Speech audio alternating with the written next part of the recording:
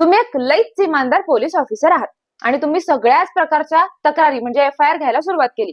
आता एफआयआर घेतली गेली म्हणजे हे प्रकरण कोर्टामध्ये पोहोचणार आहे 100%.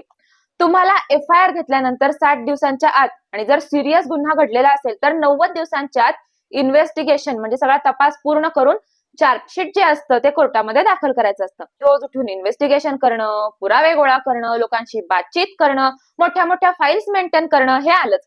बरं, इतक्या एफआयआर घेतल्या तर लोक तुमचं कौतुक करतायत, खूप छान आहे, ठीक आहे.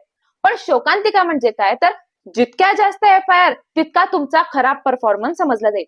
जितक्या जास्त एफआयआर तितका क्राईम रेट जास्त. तुमचे सिनियर ऑफिसर्स तुम्हाला असं म्हणतील, तुम्ही क्राईम कंट्रोल नाही करू शकत, that means you are not efficient.